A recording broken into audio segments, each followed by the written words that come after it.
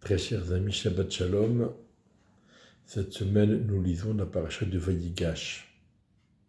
Si la plupart des années, la paracha de Miketz correspond à Hanouka, la paracha de Vayigash sera celle qui précède le jeûne du 10 Tevet. Donc cette année, effectivement, le jeûne du 10 Tevet tombera mardi.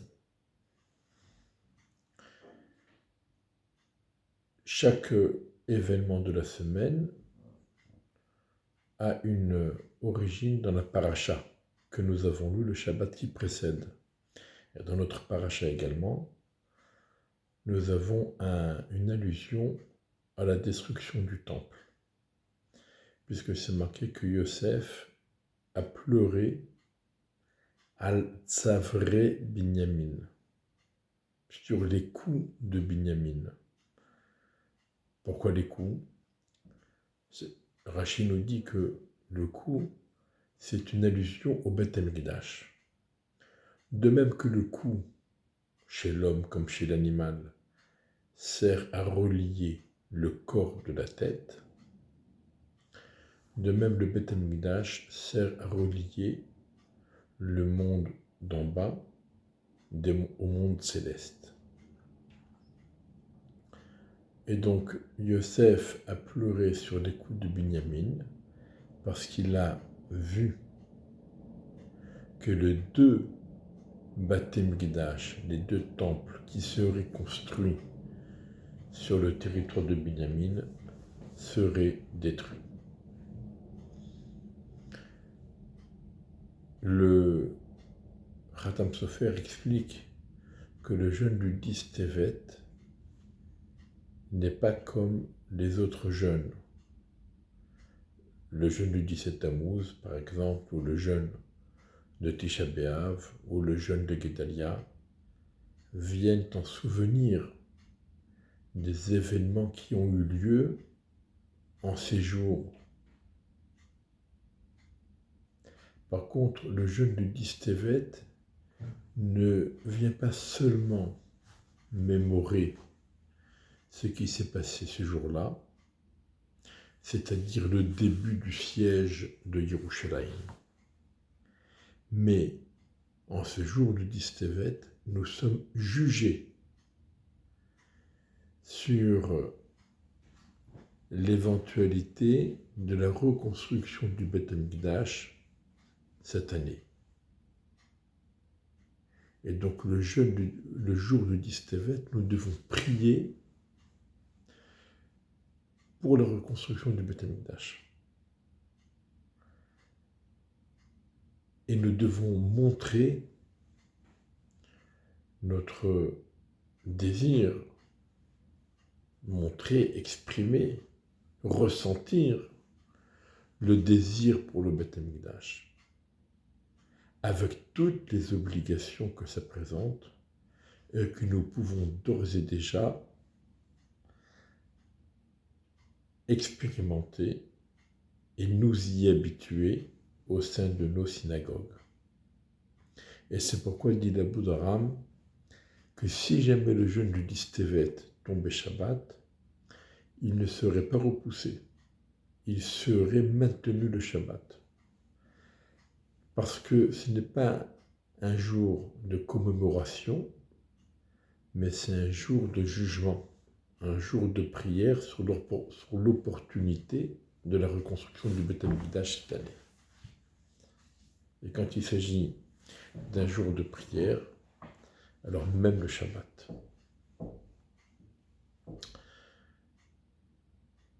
Vayigash elav Yehuda. Yehuda s'est approché de Yosef. On a vu Vayigash Avraham, que Avraham s'est approché pour prier. On voit ici Vayigash elav Yehuda Vayomer.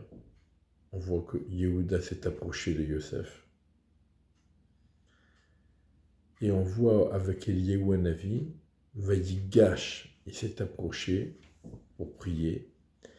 Et même dans la discussion entre Yehuda et Yosef, il y avait un côté de prière, et c'est pour cela qu'on a l'habitude, certains ont l'habitude, lorsqu'ils s'apprêtent à prier, de faire 3 pas en avant jusqu'à l'endroit où ils vont prier, pour prier. C'est pour rappeler le mot vayigash, s'approcher pour prier.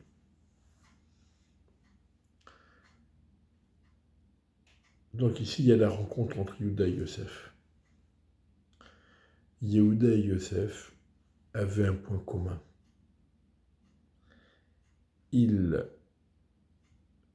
se sentaient responsables de la famille et de leurs frères.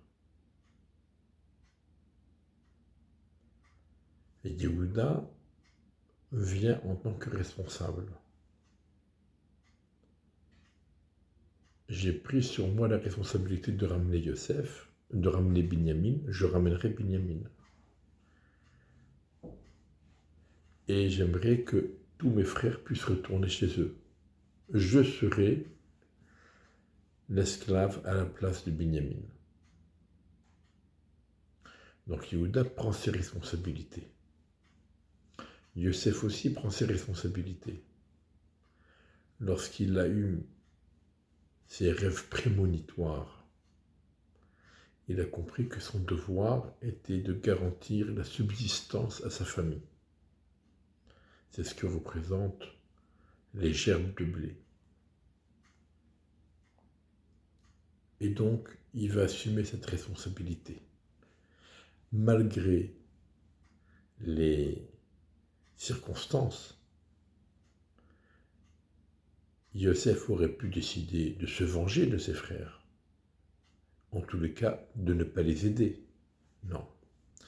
Yosef a très bien compris que c'était la volonté d'Hachem que les choses se passent ainsi, et que son devoir et sa mission, c'est de pourvoir aux besoins de sa famille, et il va le faire, et de bon cœur.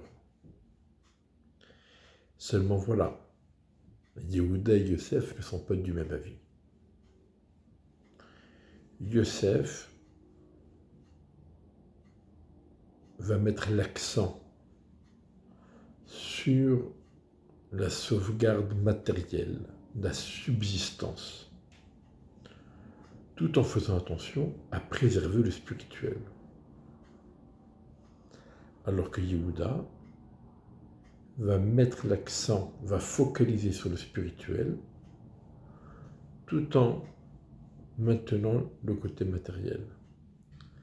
La question, elle est, qu'est-ce qui est essentiel, sur quoi faut-il se focaliser, et quel est l'élément secondaire? D'après Yosef, il faut se focaliser sur la subsistance matérielle, tout en préservant le spirituel. D'après Yehuda, il faut se focaliser sur le spirituel, tout en préservant le matériel. Et c'est ce qu'on voit ici. Yosef vient pourvoir aux besoins de ses frères. C'est sa mission, nourrir la famille, nourrir les frères. Mais pour parer au risque d'assimilation, pour préserver le spirituel, Yosef dit à ses frères, je vais vous présenter comme des bergers de troupeaux. Et les bergers de troupeaux étaient le métier le plus méprisé en Égypte. C'est comme aujourd'hui on dirait éboueur. Un éboueur. Je ne sais pas combien ça gagne, mais en tout cas, personne ne se vanterait d'être un éboueur. Yosef leur a dit, pour éviter le problème de l'assimilation, je vous présente comme des éboueurs. Et vous serez méprisés par les Égyptiens, personne ne voudra s'approcher de vous. Mais au moins, je pourrai garantir votre subsistance sans aucun problème. Quant à Yehuda, non.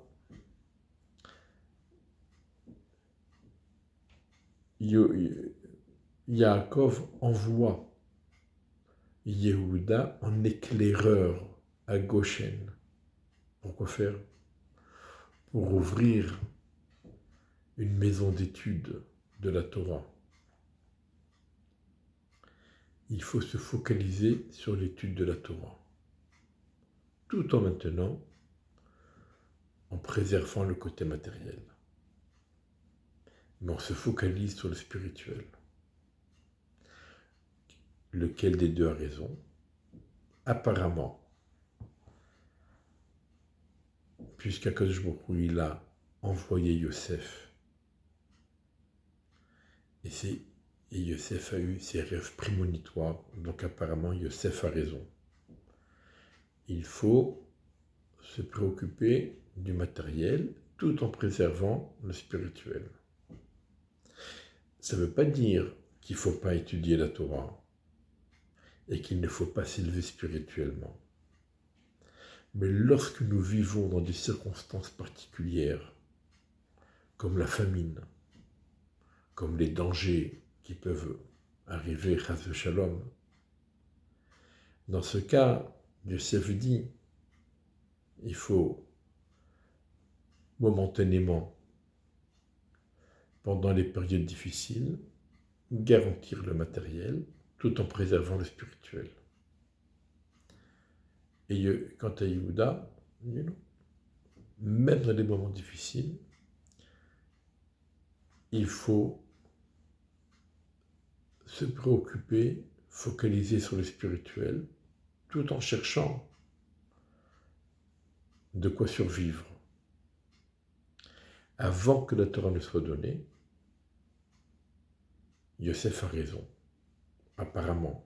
C'est ce qui ressort de la paracha et des rêves de Yosef. Mais après que la Torah a été donnée, et après que nous avons eu des alliances avec Akadosh Baruch Hu et des garanties et des promesses, alors il semblerait que c'est plutôt Yehuda qui a raison. Il faut focaliser sur le spirituel. Et c'est ce que les Hashmonaïm ont fait. Les Hashmonaïm ont préféré prendre des risques et mettre en danger le matériel à condition de sauver le spirituel.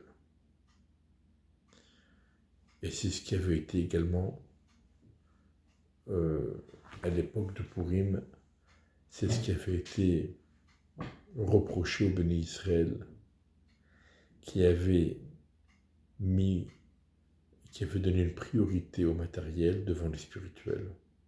Or, à partir du moment où la Torah a été donnée et où nous avons une alliance plusieurs fois répétée avec Akadosh Baruch Hu, c'est le spirituel qui doit être notre préoccupation essentielle et principale, tout en garantissant le matériel.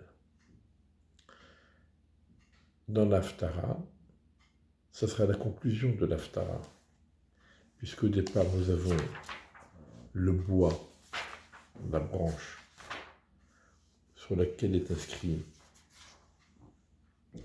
le Yosef et Ephraim, Rebet Israël Chaverav. Pour Yosef, la branche d'Ephraïm et toute la famille d'Israël qui lui sont rattachés.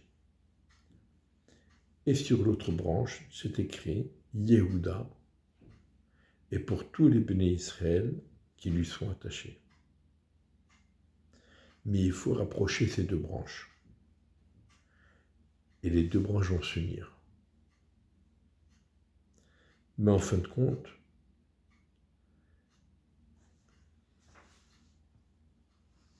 Venatati otam ala vetet Yehuda, vasitim letzechad vayuechad beyadi. En fin de compte, c'est le bois de Yehuda qui va prédominer. les deux bois vont s'unir. Yosef et Yehuda vont s'unir. Mais Yosef va donner la préséance et la priorité à Yehuda. Il ne va pas garder pour lui la royauté. Et nous avons Mashiach ben Yosef qui viendra annoncer Mashiach ben David. Pas tenter de prendre sa place, mais au contraire, de l'annoncer et de préparer sa venue.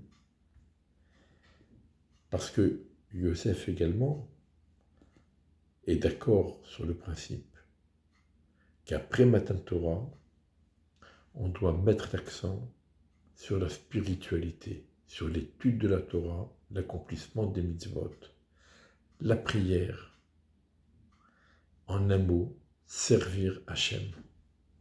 Shabbat Shalom Uvorach, prions fort, prions bien, et qu'Akadosh Baruch Hu nous envoie Meshiach Tzidkenu rapidement, et que nous méritions tous la reconstruction du Beth Amikdash. Shabbat Shalom Uvorach.